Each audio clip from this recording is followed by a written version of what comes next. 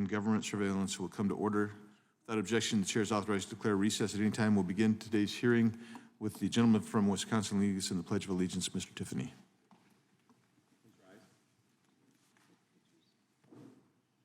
I pledge allegiance to the flag of the United States of America and to the republic for which it stands, one nation under God, indivisible, with liberty and justice for all. Mr. Chairman, I'm stepping out just. Yeah, perfect. I'll be right back. Okay, thank you. We welcome everyone to today's hearing on federal statutory and regulatory crimes. I will now recognize myself for an opening statement. I will get my opening statement out. There we go. I thank the members who are here this morning. I thank our witnesses who are here, and I thank those in the gallery, both here and on video. Today's hearing is titled Overreach, an examination of federal statutory and regulatory crimes. We could have just as easily called it oversight of Congress, because in many respects, Congress has created the problem that we're here to discuss today. The problem is the number of federal and regulatory crimes has escalated out of control to the point that law-abiding Americans unknowingly commit several crimes every day. According to one study, the average American commits 3 felonies per day, which does not take into account the overwhelming number of misdemeanors or civil violations. In some instances, the laws are so obscure and vague that even law enforcement and federal agencies are unaware that they exist. The United States Code is estimated to contain more than 5,000 crimes today. Just a decade ago, some scholars estimated that these were approximately 4,500 crimes, and the fact that these numbers are just estimates underscores the severity of the problem. According to a study by the Federalist Society, the number of federal criminal offenses increased by 30% between 1980 and 2004. There were 452 new federal criminal offenses enacted between 2000 and 2007, averaging 56.5 new crimes per year. And over the past 3 decades, Congress has been averaging 500 new crimes per decade. And it is ironic, quite frankly, that tomorrow we're going to be considering more crimes in this committee, the entire Committee of Judiciary. We'll be considering several more potential crimes.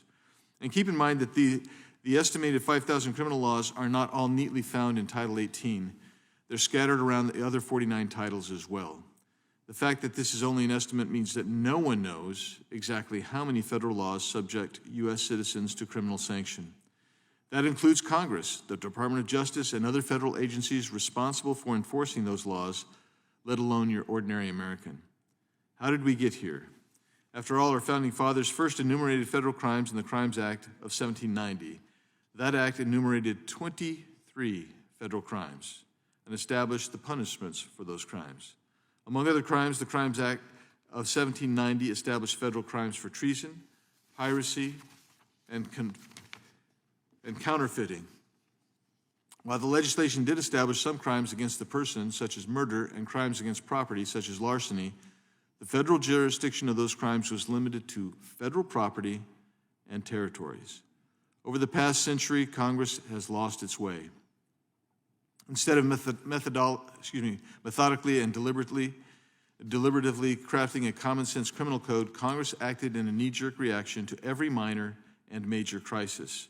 In doing so, Congress believed that there always had to be a federal response to every headline and breaking news story. In fact, it was even, sometimes I get off script, sorry about that, but if you think about it, if you look in the 50s, you will see that there was a popular radio show, there was popular newspaper articles that said there ought to be a law. So if you've got the Reader's Digest, when I was a kid and you looked at it, every month or two there was some outrageous conduct, and the response was there ought to be a law. And of course, Congress responded and made many laws, some of them criminal in nature.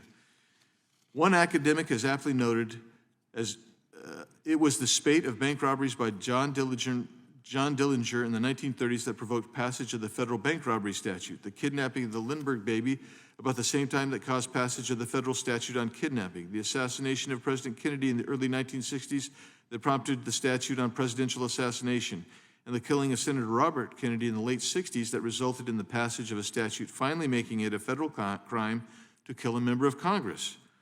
More recently, we saw the enactment of Sarbanes-Oxley in response to the Enron scandal. All of us on this dais have witnessed this phenomenon among our colleagues.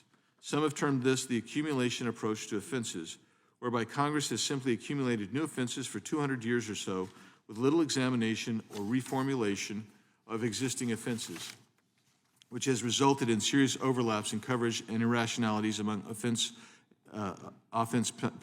penalties, which create new possibilities for disparity in treatment and for double punishment for the same harm or evil. This leads to absurdities. For example, the Code of Federal Regulations makes it a federal crime to try to sell a quarantined zebra while it is still in quarantine. In another example, 16 U.S.C. sections 703 and 50 CFR section 20.91a make it a federal crime to offer to buy swan feathers for use in making a woman's hat. According to one scholar, the proliferation of crimes makes it extraordinarily difficult to ferret out the law applicable to a particular factual situation. It also creates unfairness within federal law, which provides federal prosecutors with a near limitless menu to pursue criminal defendants. And when Congress isn't creating new criminal code provisions, it is passing laws that allow unelected bureaucrats to write regulations that carry civil and criminal penalties. What we all too often forget is that many of the problems we seek to solve are actually state and local issues. Under the federal system, the U.S. Supreme Court has observed that, quote, states possess primary authority for defining and enforcing the criminal law, close quote, and, quote, our national government is one of delegated powers alone. Under our federal system, the administration of criminal justice rests with the states, except as Congress, acting within the scope of those delegated powers, has created offenses against the United States, close quote. But Congress is not relented and continues to add federal crimes to our federal code. Congress can and should restrain from over-legislating on issues that should be left to state and local governments. This hearing is an opportunity to examine potential legislation introduced in past Congresses to restrict federal agencies' ability to criminalize conduct that a reasonable person would consider lawful. We have wonderful, excellent, expert witnesses today, and I've read every one of your testimonies that you have submitted, and I think it is so important. I look forward to hearing what you have to say today. One of you has said, every criminal record comes with a host of consequences that we rarely think about. And I'm talking about the results of the abundance of criminal offenses, but also with what happens to those who are charged and even convicted. These collateral consequences are legal and regulatory restrictions that limit or prohibit people convicted of crimes from accessing employment, business and occupational licensing, housing, voting, education, and other opportunities. Another of you has said the sheer quantity of federal regulation on the books today would require about 3 years to read if reading was your full-time job. Another of you said, and you quoted James Madison, I appreciated this, from Federalist 62, it will be of little avail to the people if the laws be so voluminous that they cannot be read or so incoherent that they cannot be understood. The Congressional Research Service, Justice Department, and the ABA have all tried and failed to count the federal criminal laws, but we believe there may be around 4,000 existing federal criminal laws, but even this massive number is dwarfed by incredibly high estimates that Americans are subjected to about 300,000 federal regulatory offenses. And also, the note that prosecutions, even politically inspired ones, are protected under a veil of legitimacy because of the overabundance of these criminal laws that Congress keeps putting into place. Another pointed out that 50% of laws related to nonviolent and non-drug offenses lacked a mens rea requirement, which is perhaps one of the easiest solutions we could put into effect immediately, was a mens rea requirement. I look forward to hearing from each of our witnesses, and with that, I yield back and recognize the distinguished Ranking Member, Ms. Jackson-Lee, for her opening statement. Good morning, Mr. Chairman. It's a pleasure to be with you this morning. This is a more than unique moment in history. We're having a hearing on the overproliferation of the potential and possibility of over-federalization of laws. And we have both the responsibility to keep this nation safe and the responsibility to ensure that laws have common sense and that the common sense is used effectively to ensure that we have good governance. And I think that's what we all want to see and hear. So I'm delighted to open with you the hearing on overreach and examination of federal statutory and regulatory crimes this morning on April 30th. Could not open these hearings without taking special note of the conditions of this nation around the world when America's youth are speaking out in loud voices, asking for guidance and help and assistance and trying to seek direction so that the some of the oldest laws that are grounded in our Constitution, the Bill of Rights, are adhered to and respected. And that is the respect for people's differences and the respect for people's words, and as well the respect for people's feelings. We cannot have a nation of laws, of which I believe is our greatest strength, without understanding the passion for both our laws and the land that we love. We pledge allegiance to the flag. Thank you so very much, Mr. Chairman, for that, because it gives us the grounding of this hearing. So thank you, Chairman Biggs, for convening this hearing to discuss the very real problem of overcriminalization. For more than a decade, the overcriminalization of federal criminal law has been identified as a significant issue in our justice system. In 2014, the Congressional Research Service identified 435 offenses carrying criminal penalties that were created between 2008 and 2013. That means Congress created nearly 90 new criminal offenses each year during that 5-year period.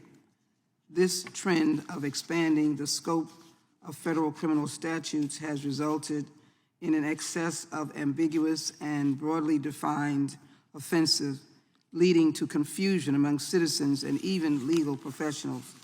The potential for individuals to unknowingly commit a crime due to the complexity and sheer volume of federal laws not only undermines the principles of justice and fairness, but also erodes public trust in the legal system.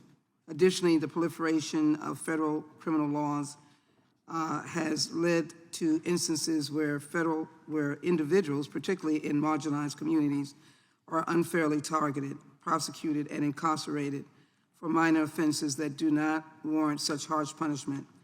This not only perpetuates social inequalities, but also strains already overburdened prison system. It is crucial for Congress to re-examine and streamline the federal criminal statutes to ensure that these laws are proportionate, clear, serve the federal interest, and promote the interests of justice and fairness. By focusing on meaningful and necessary criminal legislation, we can prevent further overcriminalization and safeguard the integrity of our legal system. Since the number of existing federal regulations has mushroomed to more than roughly 300,000, we should also consider whether the criminalization of conduct that could be better addressed through civil means necessarily burdens the criminal justice system. However, we must also recognize the importance of these regulations, that they are sometimes criminalized for a good reason, and that the criminal penalties often exist within a system that begins with administrative and civil tools that promote compliance and correction.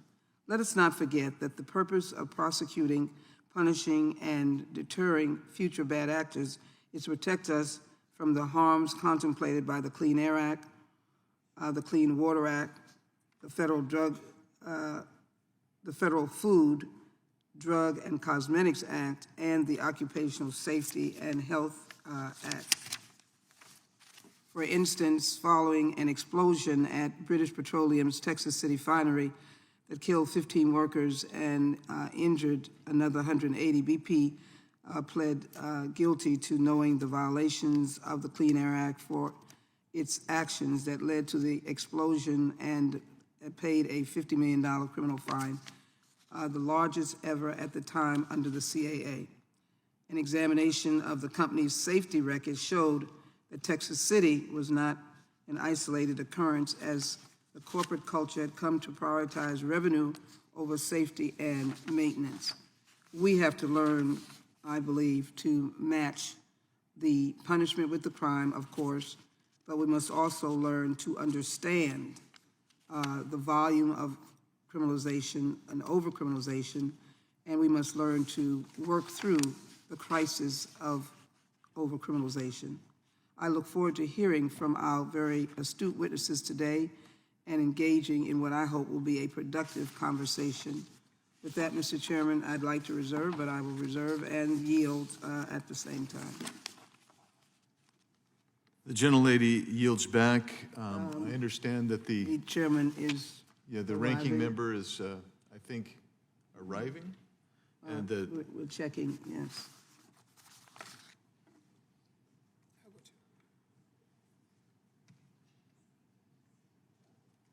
I think he would like to come, so you. He's walking in. I see him. We'll pause for just a moment.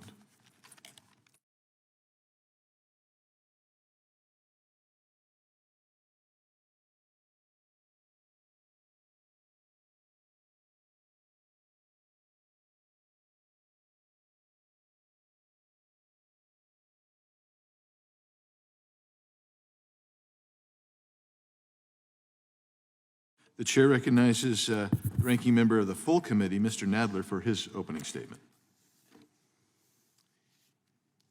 Thank you, Mr. Chairman, for convening this important hearing.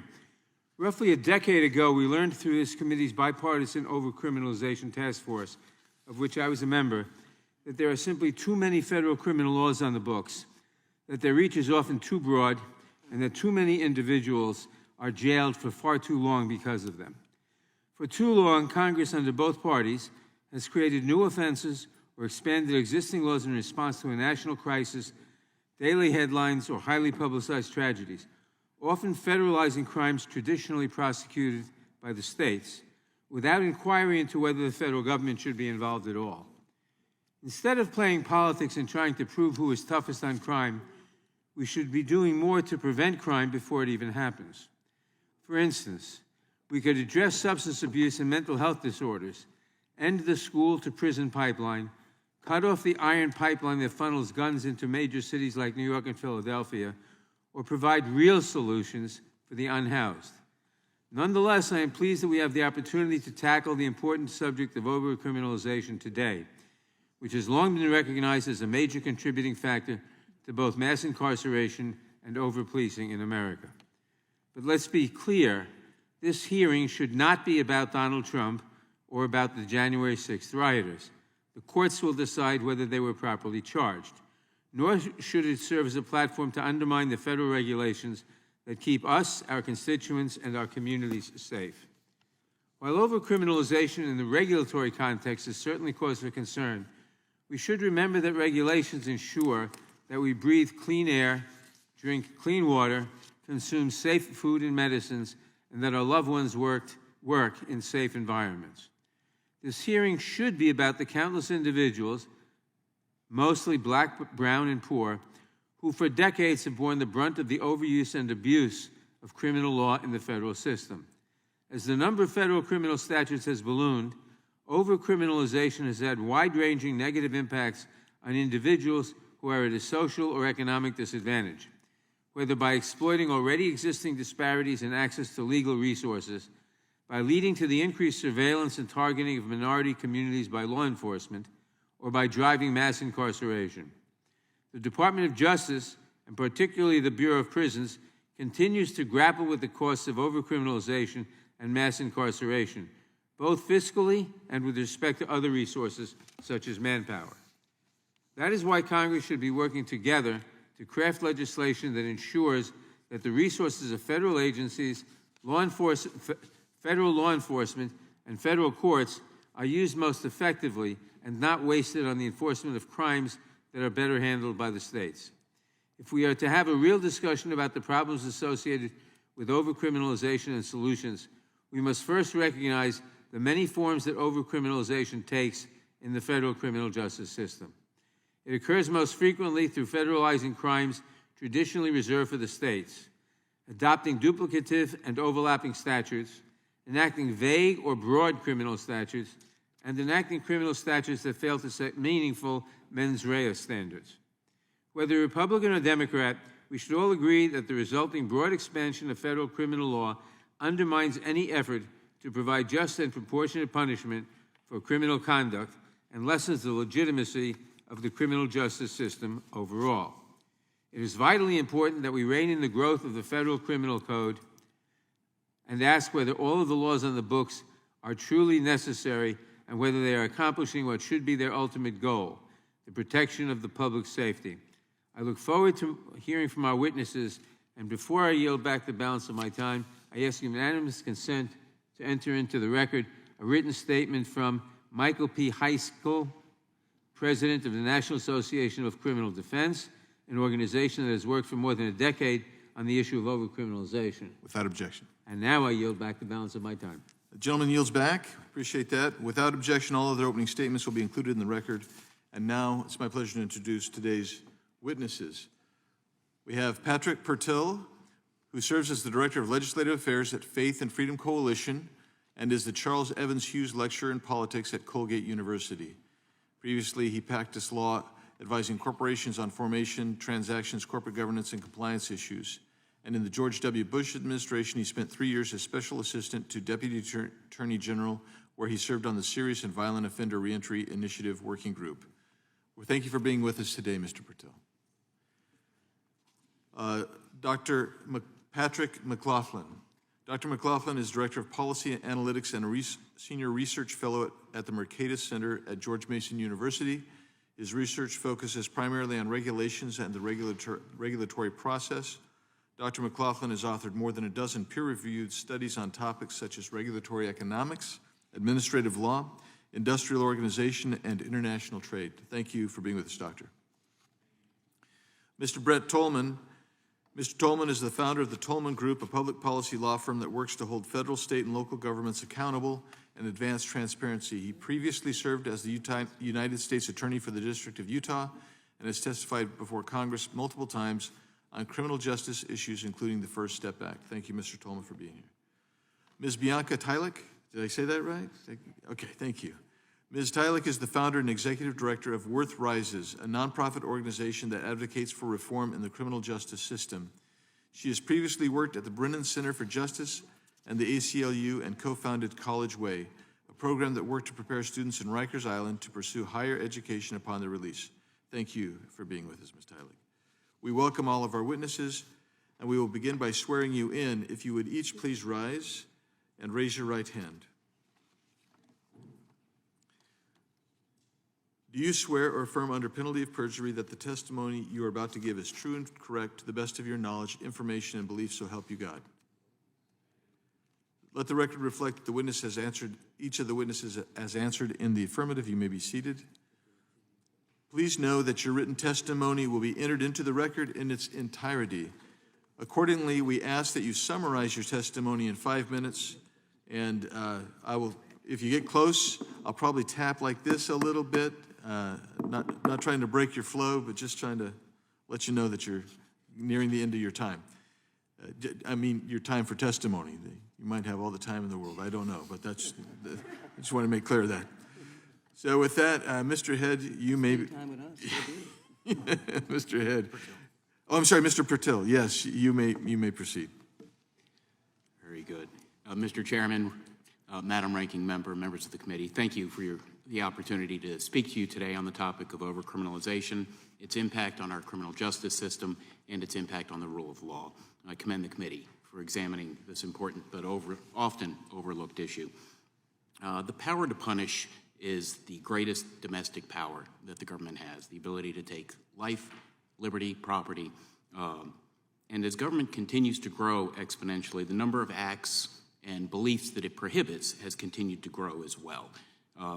The overcriminalization, the proliferation of laws they're often vague or ambiguous terms. They expand the scope of criminal behavior beyond reasonable limits.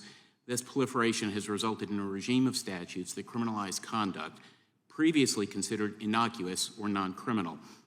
Consequently, individuals, including those with no intent to break the law, find themselves ensnared in a complex web of statutes and regulations that are difficult, if not possible, to navigate. It's illuminating to remember that at common law, there were only 9 major felonies: murder, robbery, arson, rape, for example, and various misdemeanors. And our Constitution itself only specified 3 felonies within the body of the document, although, as the chairman pointed out, one of the first acts of Congress was to create another 23, I believe it was. Certainly a number that was comprehensible. But today we've got more than 5,000 federal crimes, and there are so many rules and regulations with criminal consequence that no one is able to count them. A complete and systematic effort to count stopped somewhere just north of 300,000, including the federal regulations. And this is one of the chief reasons that 1 in 3 Americans today has a criminal record of some sort, and that many Americans, frankly, have lost faith and trust in the impartiality of the justice system and in the equal application of our laws. It can't be overstated how dangerous this loss of faith and trust in the justice system is for a democratic republic. So why is this important? I think that overcriminalization is important for several key reasons. First is that it enables the proliferation of criminal laws, tilts the playing field too far in favor of the prosecutor. And it's effectively undermined the Sixth Amendment right to a jury trial. According to the American Bar Association, 98% of criminal cases in federal court end with a plea. And there's substantial evidence that innocent people are coerced into guilty pleas because of the power that the prosecutors have over them. Now, I should pause for a moment to say that I think prosecutors are trying to do a good job. They're an integral part of our system in protecting public safety. So I don't mean this to be an overt attack on them. I think that this is the nature of the problem when you have these many criminal statutes. You're going to have this happen. And too many laws make overcharging or charge stacking one of the most common tools used by federal prosecutors, which is why trials have become essentially just rare artifacts. And overcharging can be used not only to force a plea deal, but it can also, if you do decide to exercise your Sixth Amendment right and go to trial, overcharging also can influence the jury into thinking that, well, there's so many charges, one of these must be accurate. So you can see situations where defendants are acquitted on a number of charges, but sometimes juries feel like they have to come back with a guilty charge on something just because there were so many charges to begin with. And so many criminal laws make it impossible for an ordinary citizen, or probably anyone for that matter, as you noted, that it would take 3 years to simply read through all of the criminal statutes and regulations on the books today. But that means that ordinary citizens can't actually know what the law is. The legal maxim used to be that ignorance of the law is no excuse, and this made sense when we had 9 felonies at common law. And those felonies were inherently blameworthy. You don't need to. Everyone understands that murder is wrong. You don't need to know that someone passed a statute criminalizing murder to know that it is wrong. They were inherently blameworthy offenses. But if a free citizen cannot be certain that they're in compliance with the law, the problem is with the overly complicated legal regime. It's not with the citizenry. It's because we're criminalizing actions and beliefs that are not inherently blameworthy. And when you add this to the way that we go about charging now and indicting, New York Judge Saul Wackler famously observed years ago that if a district attorney wanted, a grand jury would indict a ham sandwich. And the simple truth is that the mass of federal criminal laws and regulations makes this easier and makes every American a potential criminal.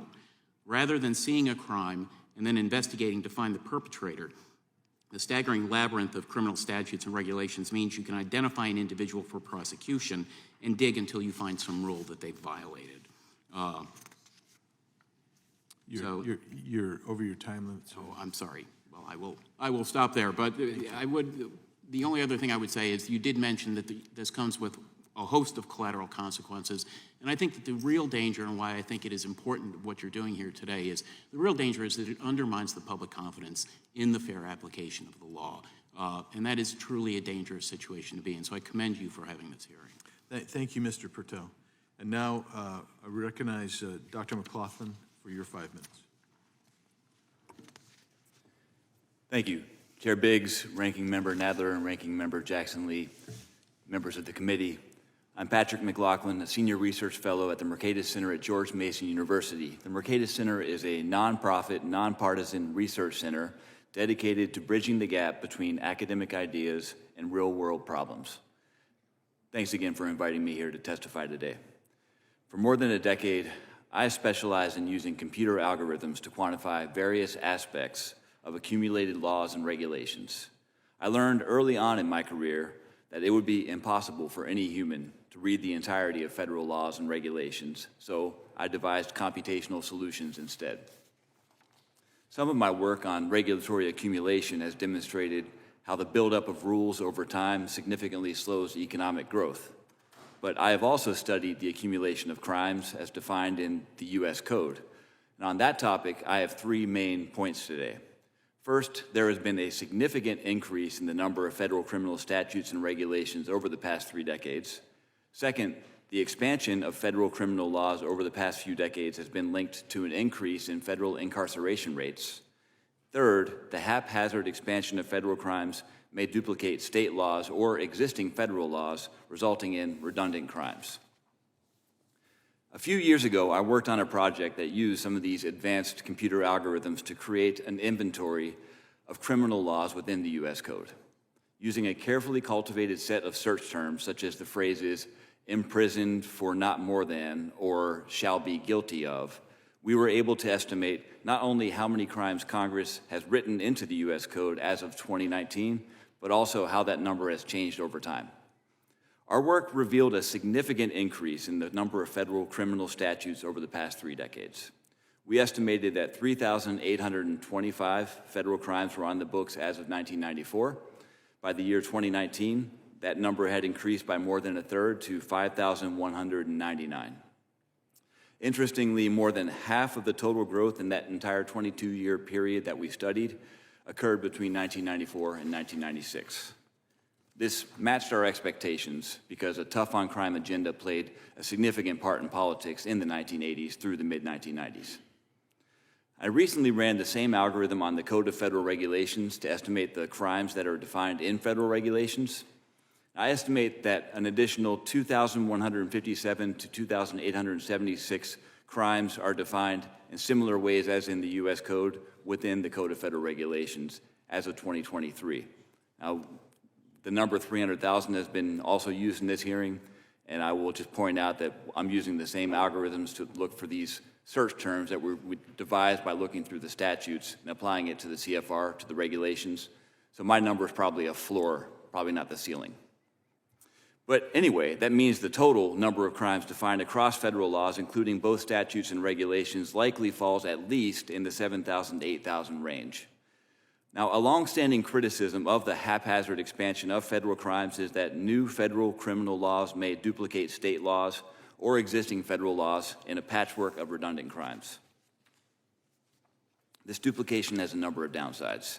It erodes principles of federalism by having federal authorities police conduct that has been traditionally viewed as better left to state and local governments. This duplication also dilutes political accountability because the public is not able to discern who has primary authority for addressing a particular crime or whom to blame if a crime is not addressed. And finally, duplicative federal crimes give prosecutors wide latitude to charge different people committing the same offenses with different crimes, opening the door for bias to factor into charging decisions. The U.S. has the highest incarceration rate of any country in the world, and that rate seems obviously linked to the number of crimes defined in law. The number of federal prison inmates alone has risen by 500% since 1980. Any action by Congress to reduce the number of duplicative or otherwise undesirable crimes could only serve to reduce that incarceration rate. The accumulation of laws and regulations and the crimes that are defined within them should not be assumed to be harmless. The U.S. needs legislative reforms to simplify federal laws and regulations, period. Such reforms could involve reducing the number of federal crimes, clarifying the language of statutes, and considering decriminalization or the use of civil penalties for certain offenses to alleviate the burden on the criminal justice system. Reforms like these are crucial to ensuring that laws are fair, just, and proportionate to the behaviors they aim to regulate, safeguarding against the negative consequences of overcriminalization. Thank you again for inviting me here today to discuss this important topic. Thank you, Dr. McLaughlin. Now, Ms. Tylick, we recognize you now for your 5 minutes.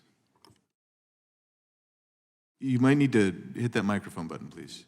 Sorry. Thank you. There we go. Thank you. Good morning, Chairman Biggs, Ranking Member Jackson Lee, and members of the committee. I am Bianca Tylick, Executive Director of Worth Rises, a national organization working to remove the financial incentives to incarcerate people. I'm also a crime victim, and I've had a loved one who's been murdered. Thank you for the opportunity to appear before you to discuss the issue of overcriminalization. We all want safe and thriving communities, and we can get there by working together. While the others on this panel are and will continue to speak about some of the legal specifics of overreach in the criminal code, I will cover, which I also cover in my written testimony, I will focus my comments today on the impact that federal overcriminalization has on the American people. To start, any discussion of overcriminalization at the federal level must reflect on the significant influence it has over state policies, especially when funding is attached. This was the case throughout the 1990s and 2000s when Congress provided federal funding for prison construction to states that enacted tough and crime laws like mandatory minimums. Unfortunately today, federal programs like civil asset forfeiture continue to root the issue of federal overcriminalization in state and local budgetary policy. As a result of overcriminalization at the federal and state level, someone is arrested every 3 seconds in the United States. This amounts to 10.5 million arrests annually, with over 80% for low-level offenses like drugs and disorderly conduct. Those arrested are disproportionately Black and brown and low-income people, leading to the over-incarceration and over-surveillance of these communities. Core to the overcriminalization crisis is that even committing a minor offense can impart a lifetime of negative consequences. A simple arrest can lead to job loss, while a criminal conviction, and worse yet, incarceration, can threaten the financial stability and economic mobility of the person convicted and their family for years, even generations to come. Consider that roughly 57% of people in federal prison are the parents of minor children, and more than half were the primary breadwinners for their families before they were incarcerated. Though most incarcerated people in prison work, their penny wages prevent them from sending anything home. So unsurprisingly, about half of families with an incarcerated loved one struggle to make ends meet. And it's not just the loss of income at issue, but families end up with new, egregious expenses for basic food and hygiene products and communication services for their incarcerated loved ones. To make matters worse, funds deposited by families for their incarcerated loved ones can be garnished for court fines and fees. The Federal Bureau of Prisons recently sought to garnish as much as 75% of what families deposited. Thankfully, Congress has recently created some relief. For decades, 1 in 3 families with an incarcerated loved one has gone into debt trying to stay connected over expensive calls. Some cut off contact unable to afford it, which is detrimental to correctional officers and public safety, with studies repeatedly showing that when incarcerated people are connected to their support systems, facility violence decreases and reentry success increases. But Congress passed the Martha Wright Reed Just and Reasonable Communications Act to increase regulation of the prison telecom industry and made all calls free in federal prisons through the CARES Act, a policy I urge Congress to implement permanently. For too long, women like Martha Wright Reed, who skipped medication to afford calls with her grandson in federal prison, have carried the cost of overcriminalization. Indeed, over 80% of carceral costs, like the cost of calls, commissary, and court fees, are borne by women, largely Black and brown women. See, the issue of overcriminalization is not just about criminal justice. It's about gender equity, children's health, family unity, economic justice, and more that we don't have the time to talk about today, like privacy rights and regressive taxes. The intersection of these issues, all or one of which may matter to you, should bring us collectively to the table to address them. And importantly, overcriminalization does not just impact those arrested and sentenced, but all of us. Overcriminalization dramatically hinders public safety by exacerbating the social conditions that lead to crime in the first place. But in doing so, it lines the pockets of the $80 billion niche prison industry with a deep financial interest in the overcriminalization of Americans. In fact, major players in the prison industry have plainly stated that declining crime rates, which improve our safety, hurt their business.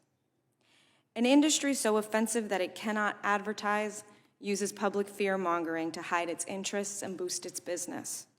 A huge reason for overcriminalization, the prison industry is an impediment to passing smart policies that promote safety, freedom, and justice, and we must put an end to it. In closing, I would be remiss not to mention that the roots of overcriminalization and even the prison industry date back to the exception in the 13th Amendment, which gave way for the passage of black codes during the Reconstruction era that applied only to newly freed black people and criminalized minor offenses like vagrancy to feed the brutal practice of convict leasing by which states leased incarcerated people to private businesses. More than a century later, slavery is still legal as criminal punishment. Your time's expired. Okay, I have 2 Wrap it sentences. up. Okay, all right. More than a century later, slavery is still legal as criminal punishment, and we are still overcriminalizing minor offenses with a disproportionate impact on black and brown people. I urge you to not just seek minor tweaks to existing policy, but truly shift the trajectory of our country by ending the exception in the 13th Amendment, ending federal overcriminalization, and using the federal power of the purse to incentivize state and localities to do the same. I appreciate the opportunity. Thanks, Ms. Tyler, for being here. The chair now recognizes Mr. Tolman for his 5 minutes. Chairman Biggs, Ranking Member Nadler, Ranking Member Jackson Lee, and distinguished members of the committee, thank you for inviting me to testify today. I am a former United States Attorney for the District of Utah, appointed by George Bush in 2006. Today, however, I serve as the Executive Director of Right on Crime, a national criminal justice campaign focusing on conservative, data-driven solutions to reduce crime, restore victims, reform offenders, and lower taxpayer costs. As U.S. Attorney, I remember a plaque in the halls of justice that read, "The hallmark of fairness in the administration of justice is consistency."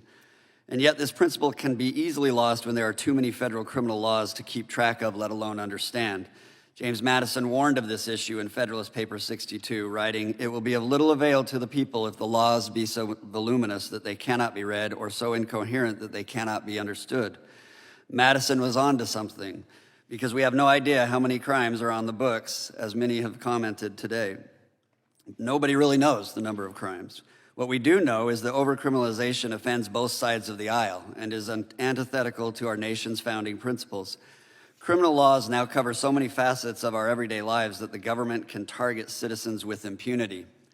Many of these crimes are easy to prosecute because many lack the mens rea element. To commit a crime, you have to do it and you have to mean to do it, or at least know that it could happen. But often mental state requirements are abandoned, allowing the government to prove its case by a person's actions alone. This isn't how our criminal laws are meant to function. The bloated administrative state contributes greatly to overcriminalization. Faceless bureaucrats have made thousands of activities illegal, but they don't have to justify their decisions to the voter. Lastly, overcriminalization encroaches on state prosecution powers. When Congress oversteps into the traditionally state-held criminal prosecution space, state offenses can be unnecessarily replicated, making everything a crime and everyone a potential criminal. Overcriminalization is problematic in normal times, but we're living in unique time with political pressures taking precedent over the rule of law. I've worked in the criminal justice system for over 25 years and cannot believe how the current DOJ is choosing to throw away the rule of law to attack political enemies. When I was U.S. Attorney, I was determined to prosecute both Republicans or Democrats alike, so far as the facts and law supported the charges. But times have changed. Now federal prosecutors use their massive discretion and the overabundance of applicable laws to target whomever they choose. Even state prosecutors have jumped on the bandwagon, with the most relevant example being the targeted prosecution of President Trump by DA Alvin Bragg. This case didn't have enough evidence to support a legitimate federal charge, but prosecutors seeking to gain political points have chosen to target political enemy number one. Even for Democrats, this should be concerning, because if it's Donald Trump today, it could be you tomorrow. And prosecutions, even politically motivated ones, have the guise of legitimacy and are difficult to undercut or question. Partner this with our overcriminalization problem, and it's easy to see how power can be abused. Justice Scalia pinpointed this issue almost 30 years ago, warning that prosecutors, if left to their own devices, can pick people they think they should get rather than cases that need to be prosecuted. And with there being thousands of crimes to choose from, a prosecutor can target a man and then search the books to pin an offense on him. This should scare every member of this committee. My written testimony goes into more detail on how to avoid and solve this problem, but I'll quickly summarize some suggestions. First, Congress should practice restraint in creating more federal criminal laws. Decriminalization should be as equally important. But if Congress does pen a new criminal statute, it must ensure that it has a mens rea element. Also, this committee can revive broader mens rea reform by considering bills that attach a default mens rea to every statutory and regulatory offense. Next, Congress can conduct robust oversight. President Trump issued an executive order that told agencies to specify mens rea standards and make regulatory crimes understandable. President Biden undid this executive order. Why? This committee can get to the bottom of that and urge the administration to take overcriminalization seriously. In a similar vein, agencies' powers must be reined in. The fourth branch shouldn't be able to impose weighty criminal sanctions on Americans. This power belongs to the people's representatives. Overcriminalization threatens our public safety, individual liberties, and the fair administration of justice. Consistent application of the law is a cornerstone of our criminal justice system, and addressing our overcriminalization is a critical step to achieving this goal. I appreciate your time and look forward to any questions you may have. Thank you, Mr. Tolman. We appreciate all of the statements that you've given to us. And now, Chair recognizes Mr. Tiffany, the gentleman from Wisconsin, for his 5 minutes. Thank you, Mr. Chairman. I really appreciate you use the term crisis in your opening remarks. Everything in America is a crisis today, and when everything's a crisis, nothing is. And it's really unfortunate that the word gets used the way it does, especially to drive public policy. Mr. Tolman, it's attributed to one of the worst despots in the history of the world, Joseph Stalin. Show me the man, and I will show you the crime. What role do federal agencies play in the complication of the criminal code through their regulations? Well, it's fascinating to me that three entities, the ABA, the Department of Justice, and the research agencies, all attempted to identify the number of regulations that have criminal penalties, and it is an abdication, but it's of Congress to let anybody pass a criminal law. But I don't necessarily blame Congress on this. I think it is the executive branches seeking to expand that regulatory power, and we're bloating these agencies with both the power and then no accountability. Are there any federal agencies, are there any you name in particular that have exceeded their authority more than others that are repeat offenders? Well, you certainly have, history has proven the IRS has gone from not a single agent carrying a firearm to now most agents carrying firearms. What is the evolution of that? The evolution is a regulatory body becoming a police body. And so we could go down the list of all the acronyms that are now moving from a regulatory body to a policing agency. Ms. Tylek, are you saying in your testimony that slavery still exists in America? Excuse me. Yes, slavery is actually still legal in America. It's not just only that it exists in practice, but according to the 13th Amendment, there's an exception clause that says except as punishment for a crime, which means, by law, slavery is still allowed. Have you noticed Is there, in the work that you've done, is there a greater impact with this, call it overcriminalization? Is there a greater impact on men versus women? For sure. The 92% of the prison population is men, so undoubtedly there's an impact from incarceration specifically, and most of those arrested are also men. However, women are carrying in many ways the actual cost of incarceration, literally fiscally.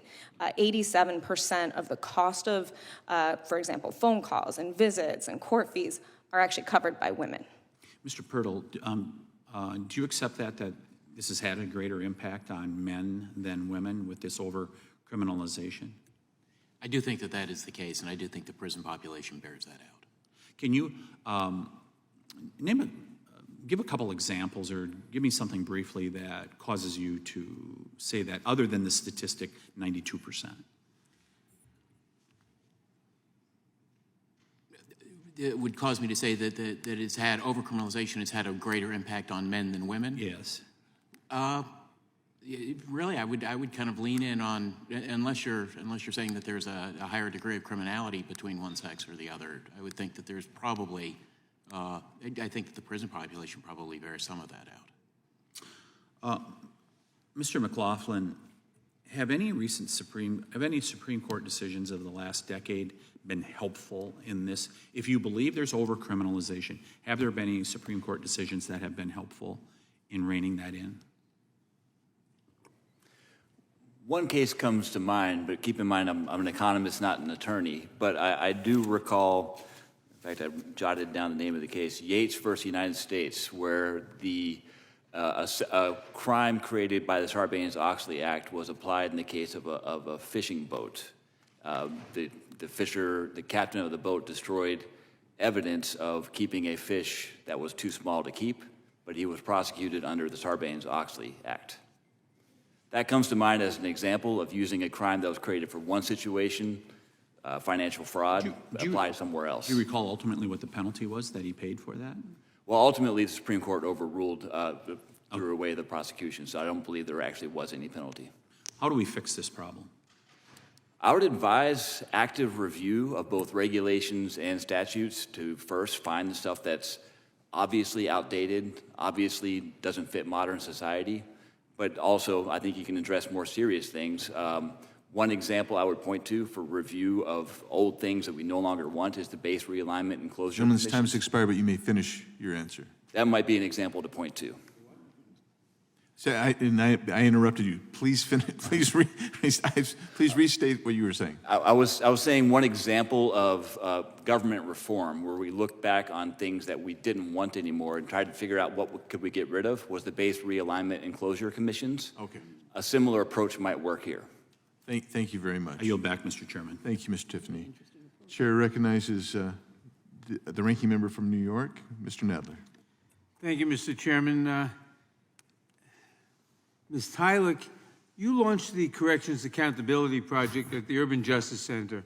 As I understand it, the goal was to eliminate the influence of commercial interests on the criminal justice system and those it touches. Could you explain the various ways in which the criminal justice system has been financially exploited?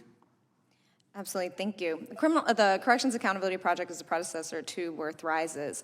And I think one of the ways to think about it is the ways in which the prison industry is both working in tandem with sort of the correctional system, but also at times exploiting the correctional system for its own gains.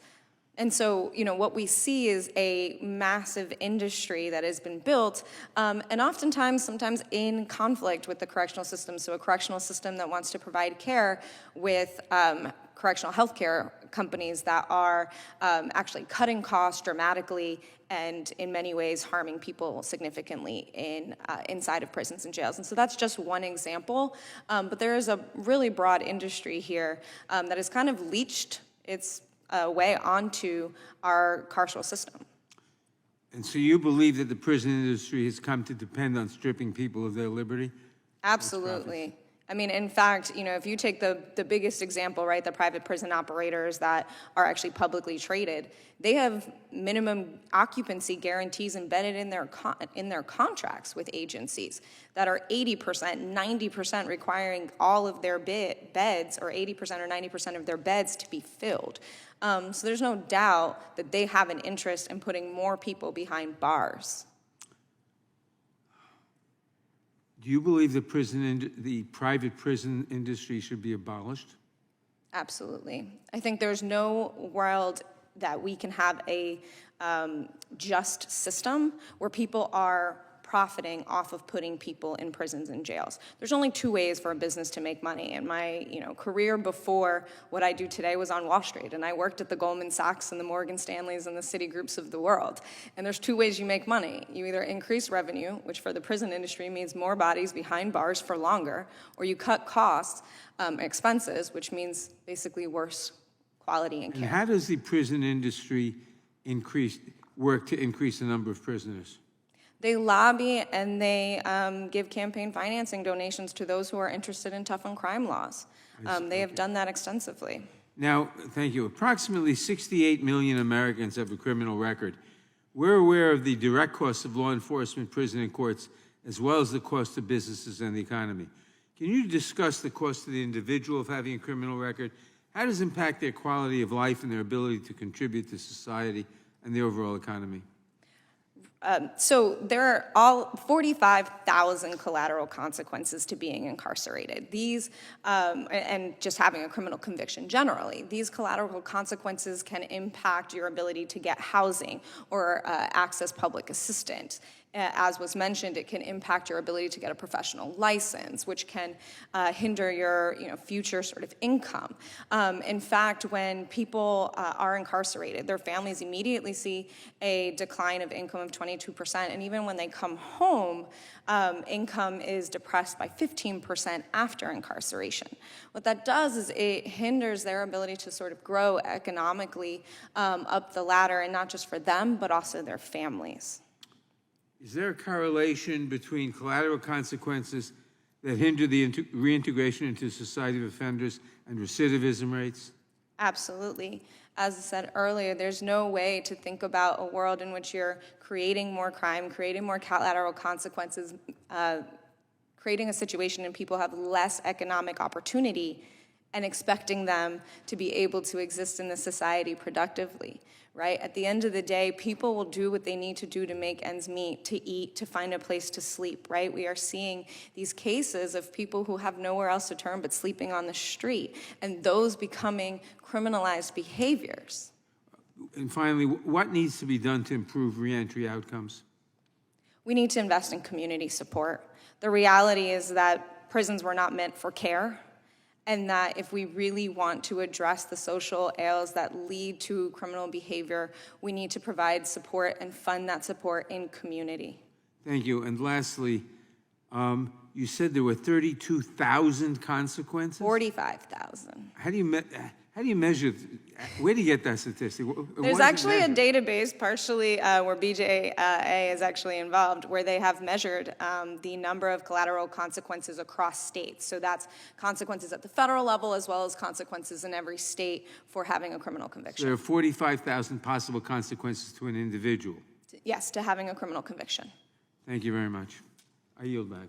Gentleman's time's expired. Chair now recognizes the gentleman from South Carolina, Mr. Fry. Thank you, Mr. Chairman. Thank you for having this hearing today. Mr. Tolman, in your testimony earlier, you mentioned a few reasons why overcriminalization is a problem. You said that the average American commits 3 felonies a day without even knowing it. What are some of those examples? Well, the crimes on the books right now, there are many that are almost laughable. A federal crime to write a check for under $1, for example. I personally had a case in which a father and son were cold and didn't think they would make it out of the wilderness, and they cut up a park bench and burned it to stay warm, and they were charged and put in jail. So it's examples like that we could go through. Those would be the low-hanging, easy fruit for Congress to get rid of many of those laws. My understanding is one of them is to sell malt liquor labeled as pre-war strength. Yes.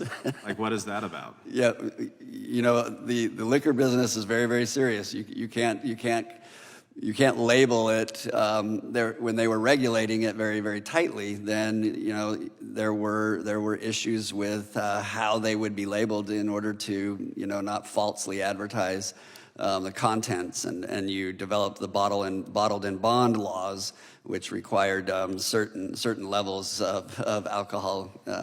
Those are still on the books. So the good stuff was the pre-war stuff. That's right. Okay. All right, just to be clear. You also spoke that the current DOJ is choosing to throw away the rule of law when they attack political enemies. Can you talk about that a little bit and give me some examples of how that's happening? It is a recent, I think, more recent development. There's always been, at times, pressures. When I was U.S. Attorney, I received a phone call from a member of Congress to investigate his political opponent. And I indicated that I would not, and that if he had a claim that he should submit it to the FBI. But I think there are good, well-meaning individuals that try to make those good decisions. But there's no question you cannot simultaneously proliferate the laws and expand the power of the prosecutor and at the same time expand immunity protection. You can't take away accountability and give them more power and not expect abuse to come as a result. Mr. Tolman, I think it's interesting. Prosecutor abuse happens. It's happened for years. I mean, you look at in the case of politics, you look at like Senator Ted Stevens as an example several years ago. But to me, it seems to be much more in your face than it has ever been before. Would you agree with that? I would agree with that. And I think the prime example would probably be the prosecution of President Trump under federal law and, quite frankly, under state law, too. Well, you have a prosecution going on right now that individuals on both sides of the aisle have commented on the lack of evidence, the inapplicability of the law, the attempt to manipulate the facts in order to go after. Whether you like him or don't like President Trump, it should be concerning that a prosecutor would be able to manipulate their way into the courtroom against a political opponent. Correct. And I'm going to switch gears on you again. You mentioned several examples, writing a check, the pre-war stuff, pre-war liquor. How can we, or even federal agencies, start to rein in this growth, quite frankly, in the administrative state? How can we do that? I think there are plenty of professors, advocates, groups, even like Right on Crime, the organization I'm with, or many of the other organizations here, that would be willing to lend a hand to identify the criminal statutes and the criminal regulations that are outdated and could very easily be taken off the books. And that process should begin, and it should maintain. So you should continually be doing that as we move forward. Otherwise, we're just collecting and compiling and bloating our criminal code.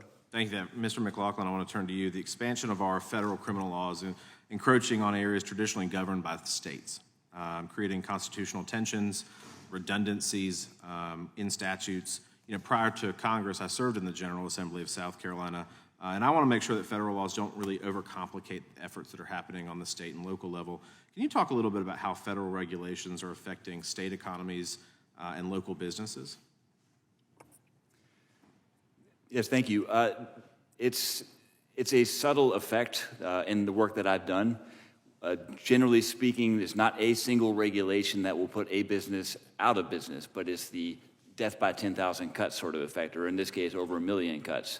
So I've found that as federal regulation accumulates over time, it slows down investments in new ideas, and then it slows down innovation, and that ultimately makes businesses suffer because they can't put out new products, can't employ more people. There's all sorts of consequences all the way down the line.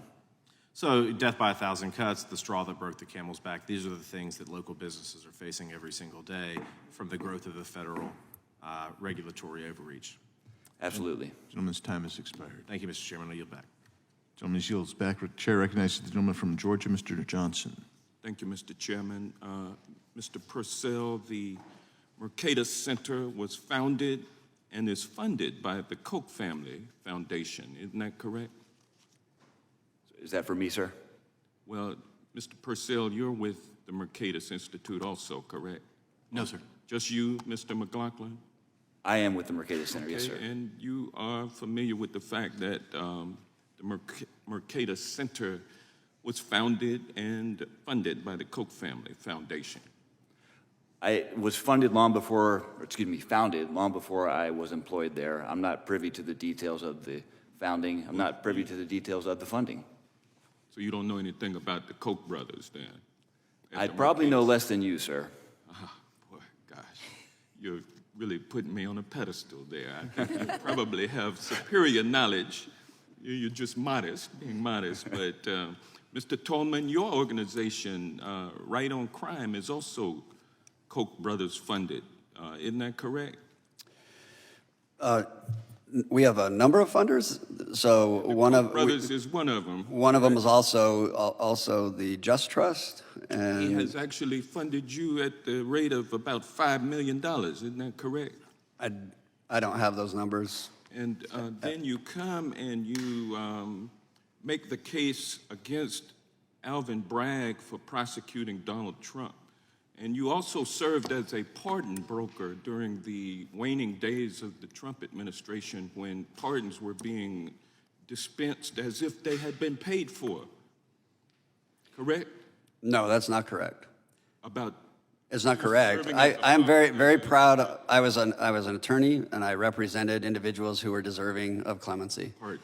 And I represented many, and wish that we would have been able to get many through. And clemency, those last days were not the way clemency should be run. This is And not about pardons. I don't want to get bogged down on pay to play, but I do want to commend the Koch brothers for having an interest in criminal justice reform. They're to be commended for that, but I wonder whether or not they are looking down the line about perhaps being more involved in the privatization of the prison industrial complex. We spend about $80 billion to incarcerate, $80 billion annually to incarcerate 2.2 million people. Ms. Tylek, can you give us, I'm wondering whether or not Koch brothers is interested in criminal justice reform because at some point they see dollar signs about privatization of the criminal justice system, just as they have supported the civil justice system privatization with forced arbitration. Can you comment on that for us, Ms. Tylek, please? Sure. Well, I definitely don't want to ascribe intention to anyone I don't know. And so I can't say for certain what their long-term plans are. What I can say is that it's not uncommon for people in this space to get into and invest in this industry with other long-term plans. There was a mention earlier of the school-to-prison pipeline. We actually recently found that there are people interested in the prison-to-nursing home pipeline. And looking at ways to invest in correctional health care because they already own nursing homes on the outside. That said, I will give one nod and say that Americans for Prosperity, which is one of the Koch's sort of nonprofit organizations, does actually support the end to the prison telecom industry. Mm-hmm. That industry, by the way, generates I don't know how many. $1.4 billion, just telecom. Billions sipping off of the backs of inmates, relatives who are seeking to communicate with their loved ones. How about how medical care and food for the inmates come into play in terms of privatization? I think in our time, I want to really specifically address healthcare, because healthcare in prisons and jails right now is under attack. It has been completely, in many cases, privatized. And one of the most egregious examples of sort of bankruptcy fraud and some things happening currently is Corizon's bankruptcy. So for those who aren't aware, Corizon... Time has expired, but you may continue your answer. I'll just say really quickly, Corizon is a major correctional healthcare company that was saddled with over $1 billion in lawsuits and settlements, and they separated the company into two, gave one half all the liabilities, the other half all of the assets, and then they bankrupted the liabilities and all the families who lost their loved ones. Kind of like the Sackler family. Gentlemen's time has expired. The chair now recognizes the gentleman from Alabama, Mr. Moore. Thank you, Mr. Chairman. Mr. Tolman, I have a friend who was an assistant attorney general in Alabama, and he actually told me you could go in a Publix grocery store and lock the door and charge every single citizen in there with some kind of crime if you were looking to do so. And so how does the overwhelming expansion of the federal criminal laws now affect ordinary citizens' ability to abide by the law? When I was U.S. Attorney, I used to tell people that give me a person or a company and give me just any time in their books or in their documents or in their affairs, and I could find a crime that we could apply. That's how confident I was as a prosecutor that the expansion was so robust. And it is no coincidence we have 1 in 3 Americans with a criminal history, whether arrest or conviction. And those two are connected, inextricably connected with the expansion of our criminal laws and then the failure to rein in any prosecutorial abuse of it. And I think Mr. Pirtle hit on a point in his opening testimony about we've got to have trust in the justice system within this country. That undermines our entire ability to be a nation, to me, a nation of laws. And so I also, when I was doing our town halls in August of 21, the number one concern with the citizens that I spoke with was the weaponization of the government against them. And of course, we recently hired a bunch of IRS agents, I think 87,000 new IRS agents. Those are the kind of things to me that just send the wrong signal to what we need to be doing as a nation. So Dr. McLaughlin, I want to talk a little bit about regulatory. And I was a small business owner, and it seemed like every day I was either dealing, I can remember one day specifically, I was dealing with the IRS, the DOT, the EPA, just trying to run a small business. And one of my favorite quotes is Ronald Reagan said, the government's idea on the economy is when it's moving, you tax it. If it keeps moving, you regulate it. And when it fails, you subsidize it. And so, Dr. McLaughlin, could you elaborate a little bit on the regulations and how that impacts small business and even our economy? I know you talked a little bit about it earlier, but that's part of the thing we've not really talked a lot about today. We talked a little bit about criminal, but certainly regulatory, the impact on the economy itself. Could you elaborate a little bit on that? Absolutely, thank you. My career has built up first a way of measuring how much regulation there is and how much crimes there are. Because we have this metrics, we can measure it, we can see what are the effects on small businesses, what the economy overall. So one study that I published a few years ago was looking at small businesses in particular. They found that they get overwhelmed when there's a bunch of regulations created all at once. And the thing I want to point out, this is not surprising, right? All businesses must deal with these costs. But it's worse for small businesses than large businesses. Large businesses are able to absorb all those costs at once, whereas small businesses flounder. Yeah, certainly, I think, like you said, the small business owner doesn't have all the attorneys. He doesn't have the team of lobbyists, whatever the case may be, to try to work through that process. Mr. Pirtle, I remember when I was first elected to Congress, I was sworn in 21, and I was getting on an airplane all the time. They said, federal law requires that you wear a mask, and I didn't remember voting on that. So very often it seems like to me there's a lot of regulatory or a lot of things, supposedly law, that are put on the books by agencies, if you will. Could you elaborate a little bit on what that impact has on the American citizen itself? And we can't keep up, obviously. Right, and I think that's the real problem, because it means that as a free people, we can't even know what the laws are, so we can't even comply with them. So it really undermines that trust and faith in the law. When you've got hundreds of thousands of regulations that are out there that carry a criminal penalty, and as Mr. Tolman pointed out, some of them are just kind of comical. Some of them are contradictory, so that you can literally, no matter what you do, you could be prosecuted for a crime because criminalize both sides of the behavior, so to speak. And I think with the regulatory, I think a lot of this is frankly, there's so much congressional authority has been delegated to the executive branch and independent agencies, that I think it's a real challenge. And I think better guidance on what they can do with that authority when Congress delegates it would be good. And Congress pulling that authority back in more often would be very good as well. How does the Faith and Family or Faith and Freedom Coalition view the moral aspects of criminalizing trivial and inadvertent actions? How do y'all view that?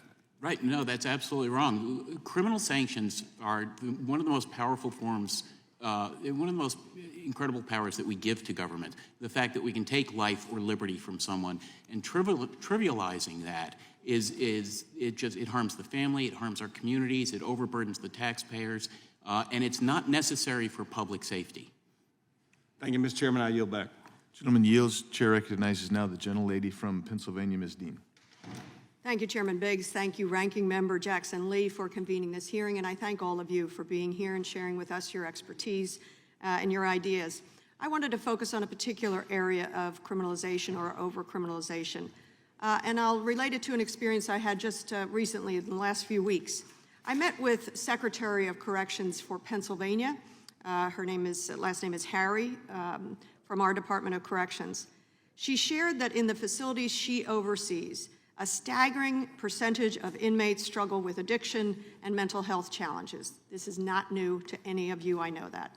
Just by her round estimates, this is not perfect data, 70% struggle with substance use or addiction, and anywhere between 15 to 35% mental illness, women and men. And so I raise that because it bears repeating. More than 1 in 3 people in our federal prisons have a history of mental illness, and probably 2 in 3 are struggling with some kind of an addiction. It's an important issue for me and my family. We have had folks who have struggled with addiction and are blessedly in recovery. Not everybody gets that, and they are not incarcerated. Not everybody gets that. So, Ms. Tylik, I'd like to start with the facts that you used in your written testimony. Every 3 seconds, someone in the United States is arrested, most often for low-level infractions, including drug offenses. And those arrested are disproportionately Black, brown, and poor. Thanks for grounding us in that reality. We have to continually say that. It tells us there's something skewed about what's going on with our carceral system. What has your work taught you about the connection between addiction and incarceration? Specifically, what impact does incarceration have on somebody struggling with addiction? Thank you. So addiction, drugs are actually the #1 arrested crime in the entire country. So of all those crimes that we're talking about, drugs is the center of everything. And that, is in part because of the failed war on drugs that we've seen over all these years, and the reality that there is no way to incarcerate our way out of drug addiction. Drug addiction does, in many cases, have the dual diagnosis of mental health, where people are trying to self-medicate. And so that you can't really separate drug addiction from the issue of mental health in many cases. And over the last, since the 1950s, 1960s, we have completely deinstitutionalized all support for mental health, right? And so as a result, we have 350,000 people who are incarcerated today with a serious mental illness, not just a history of mental illness. And so what we really need is we actually need a care approach to drug addiction. We need to be actually providing treatment, and there is nothing about prisons, the way they are built, the way they are designed, the way they are financed, the way they are structured, that is meant to help deal with drug addiction. Those things need to happen in our community, and we need to be investing them through harm reduction and then further efforts to actually get people back to productivity. I completely agree with you, and we have to change the narrative on that. Mr. Tallman, drawing on your experience as a prosecutor, I'm sure you did work with many cases where the defendant suffered from addiction. I was reading something in your testimony on page 2. More and more individuals on both sides of the political aisle are recognizing that many of these low-level offenders are being given extremely long sentences in federal prisons, sentences that too often do not match the gravity of the crimes committed. I'm still quoting you. Take drug offenses as an example. The Department of Justice is expected to use the hammer of mandatory minimum sentences to identify and take down kingpins at the high level. and I'll end there by saying not an addict, a user, a small possession case. What do you see, and maybe from your own work in the criminal justice system, what's the chances of a defendant's recovery when he or she, most often he, but he gets the hammer for low-level drug offense? Well, thank you for the question. I think it's important, critically important, that people understand that we are doing a disservice by lengthening the sentences on what is, in essence, low-level drug cases. And when I tell you that, I have a friend who is a prosecutor for 25 years. I asked him, federal prosecutor, how many kingpins did you get in your 25 years? He said 1. And yet he was applying mandatory minimums to low-level distribution. Why? Because they can. And the philosophy is that if you have the case, you're going to reward your prosecutors if they're being aggressive and they're prosecuting a lot of people. That's how they get pats on the back. And so that's the danger of overcriminalization. And Your the time's impact that expired. has on the family Yes. of the incarcerated person and the future of the incarcerated person. Thank you. I yield back. Thank you. Gentlelady yields back. Chair recognizes now the gentlelady from Florida, Ms. Lee. Mr. Tolman, I'd like to go back to a concept that you raised earlier that I think is one of the really broad ideas we need to focus on here today, and that is that the advent of overcriminalization empowers rogue or politically motivated prosecutors to identify a person or target to prosecute rather than bringing criminal prosecutions based upon community needs, community safety, or the principles necessarily of fairness and equity. And you raised a particular example that I believe is instructive, and that is DA Alvin Bragg. I'd like to return to him for just a moment. Mr. Tolman, it is correct, is it not, that the case that Mr. Bragg brought against President Trump is actually predicated upon a set of misdemeanors for which the statute of limitation has run? Yes, that is correct. And would you agree, Mr. Tolman, that in fact that case is a good example of overcriminalization leading to selective or what appears to be entirely politically motivated prosecution? When they have so many tools at their disposal and the ability to manipulate them, that is what overcriminalization ultimately leads to, is the use of the criminal code for something other than administration of fairness and justice. Mr. Patil, I'd like to return to testimony that you gave in your opening statement that referred to criminal conduct that was not inherently blameworthy, rather the criminalization of conduct that wouldn't inherently be identified as wrong or blameworthy. And I'd like to discuss the concept of mens rea. How do you think we could use or integrate the concept of mens rea to ensure that that type of conduct to which you refer is not criminalized? Well, I thank you for the question. The concept of mens rea is critical. I think it was Oliver Wendell Holmes who said, even a dog knows the difference between being tripped over and being kicked. That guilty mind element is a necessary component to take away life or liberty from someone. So I think one of the things that can be done is really taking a look where this shows up more often than not is in the regulatory realm, where either Congress has given vague or an ambiguous term to an agency and the ability to criminalize behavior, or an agency is stretching beyond a little bit, maybe a little beyond what Congress had intended it to be able to do. But I think that there was a bill a number of years ago that would have simply, if there was no mens rea in a federal statute or a federal regulation, it would insert a default mens rea requirement into the regulation or the statute. And I think that would be a huge step forward by Congress. And Mr. McLaughlin, or Dr. McLaughlin, I'd like to go back to testimony you gave earlier as well. You used as an analogy the base realignment and closure commissions as a concept on how we might come at identifying all of these regulations and all of these things that we need to take account of and address as Congress. Would you go into some more detail there about your thoughts on how we might identify all of these regulatory agencies who have acted with such overreach and diminish the amount of these purported crimes that are out there? Sure. The BRAC commissions was an example of, they put together a blue ribbon panel of experts to look at what can we get rid of, where we need to keep, what's essential. That's just one approach. I think another approach that we've seen be very effective in finding someone to go back and identify regulations that could be cut because they aren't accomplishing their purpose, but they're creating harm, is regulatory budgeting. And this is where you put the agencies themselves on the task of finding old regulations that they've written and that they can get rid of. And you say, if you want to make a new regulation, great, go do your job. But if you're going to do that, get rid of something that's on the books and has been there for 30 years that you think isn't effective anymore. And then you mentioned also that you particularly utilized data and research and analysis in your work in identifying where these problems might exist. Are there ways in which you think Congress could use the same types of tools to assist us in our work? Sure. One easy example here is the dates when statutes and regulations were made and looking if they've been updated, especially regulations. I can run a computer program through this Code of Federal Regulations and find when each regulation was last updated. If something hasn't been updated in 20, 30, 40 years, maybe it's time to get rid of it, or at least look at whether it's time to get rid of it. Thank you, Mr. Chairman. I yield back. Gentlelady yields back. Chair now recognizes the distinguished ranking member from Texas, Ms. Jackson Lee, for her 5 minutes.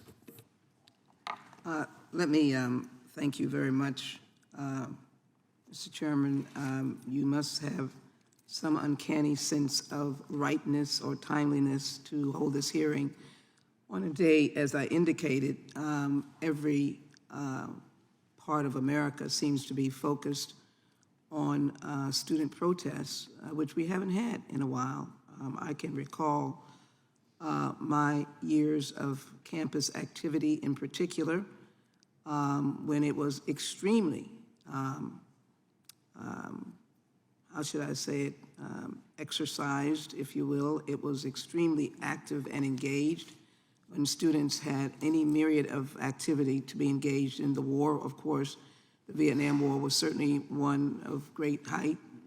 What we call the Black Power movement was an important element. The whole issue of discrimination against minority students, in particular, in this instance, African-American students. There was a long litany, and these were legitimate grievances that individuals had. I am particularly grateful. I don't know, Mr. Tolman, whether or not we will have a new litany of offenses by the time we get out of this hearing. I hope not. I hope that we will not, design more grievances, Ms. Tylek and others, for our college students to be charged with. This is a perfect, how should I say it, scenario of freedom of speech, protests. I can't imagine what else, and hope there's no other litany of things that these students might be engaged in. They have the right for their expressions to be heard.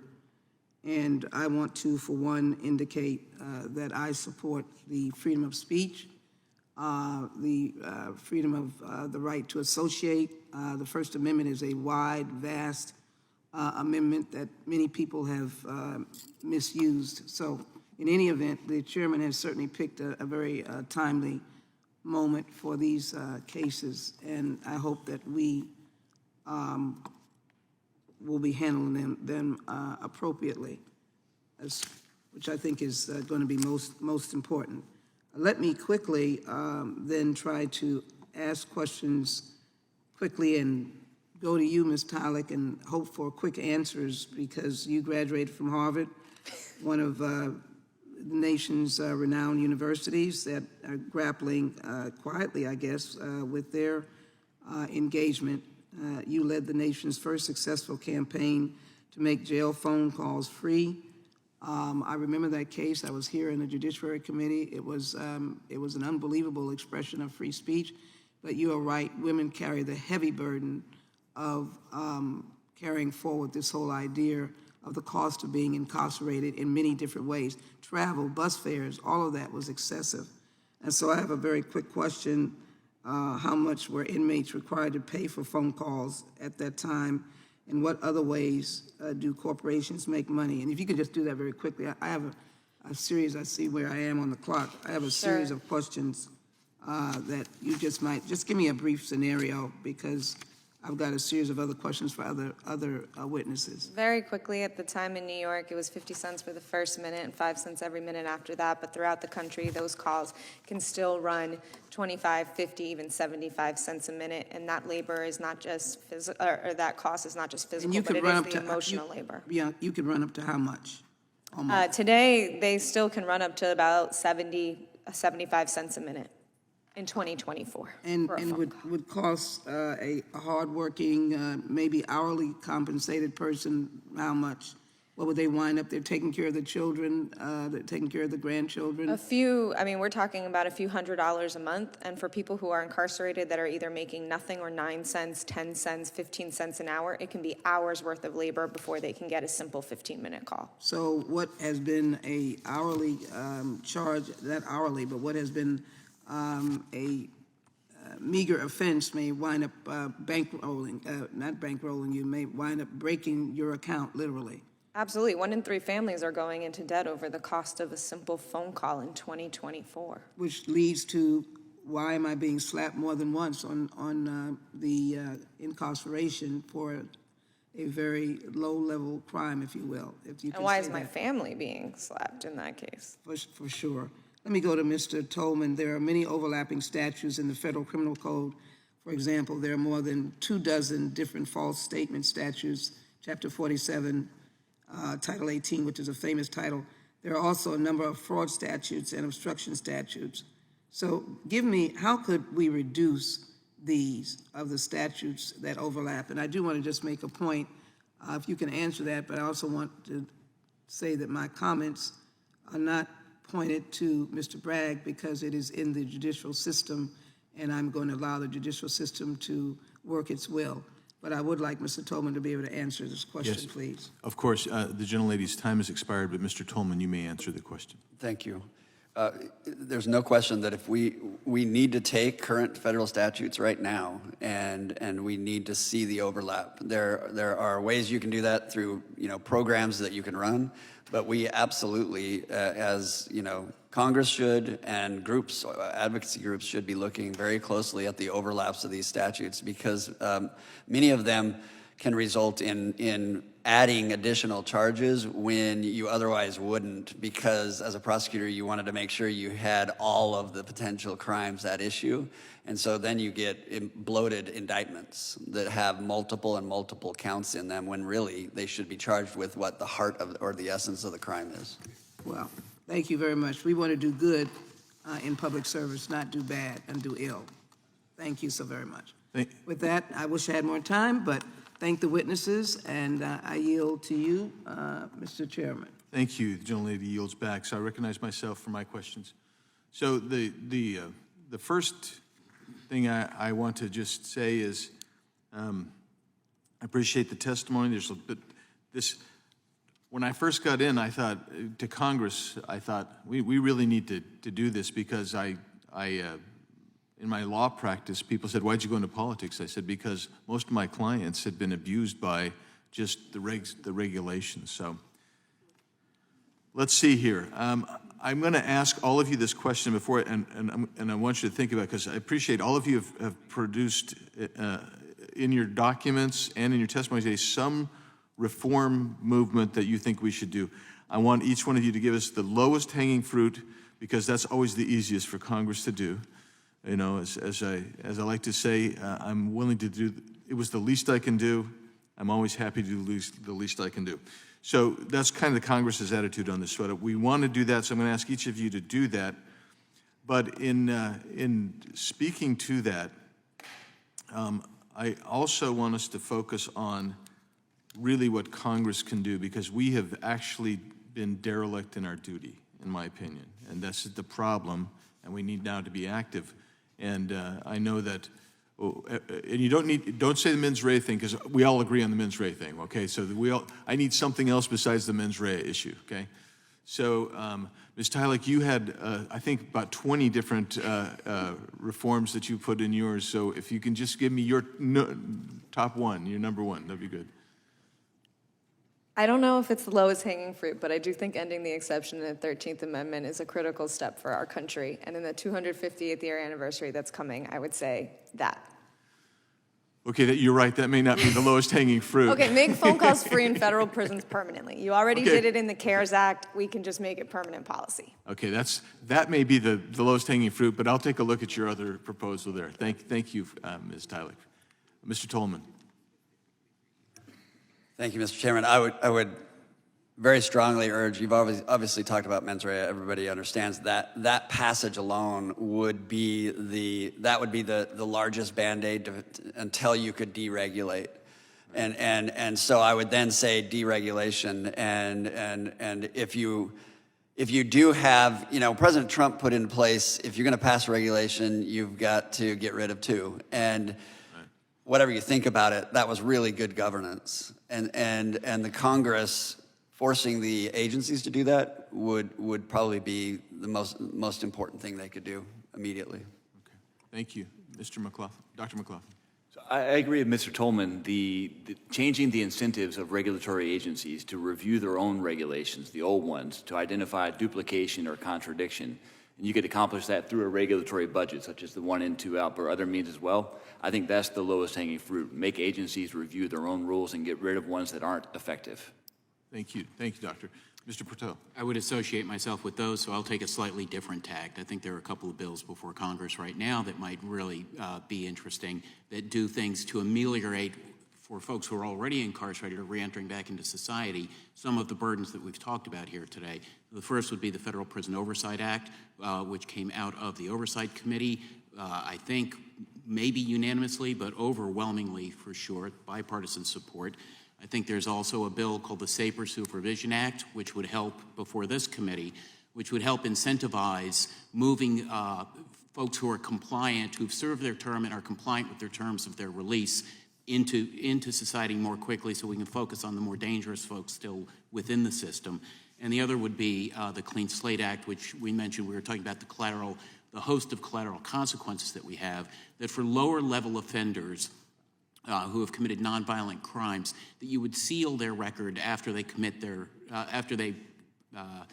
complete their sentence and complete their supervision without committing new crimes. You'd seal their record so that it'd be easier for them to get housed, to get licensure, to get a job and things like that, and reenter back into community. Once again, removing them out of the criminal justice system so that we can refocus our criminal justice system on the most dangerous. And really, I'd love to see something done with clearance rates, which are really quite low. Thank you. And I'll just say that a couple things that I've thought of, and I appreciate your suggestion that some of these things need to move to civil penalties. And I couldn't help but think of the ranking member's discussion of the explosion in Texas City. Is that where it was? In Texas City. There was no reason, quite frankly, in my mind, for the feds to get involved. You could have prosecuted the execs who had overt violations of safety regs for manslaughter, at least, and you could also have facilitated civil rewards, which is actually really what you needed when people are maimed or killed, is in my opinion. So that's one thing. The other one is maybe. And I'm really reticent to believe that bureaucratic institutions are going to give up their power base. I really don't think that's where they want to go. So maybe Congress needs to, every time, take a real good look at the rule-making process, because that's how these things occur. Number two is maybe Congress, like we do with constitutionality, you have to put something on a bill that's constitutional. You have to go in and say, maybe whether you intend or don't intend for there to be some kind of criminal punishment involved with it as well. Just another thing for Congress to do. Anyway, I appreciate all the testimony. A lot to come out of this. I think this is, I think it's actually a very complex issue that has some simple solutions in part that we need to take those first steps. And so I appreciate all your testimony today. Thank you. And with that, we are adjourned.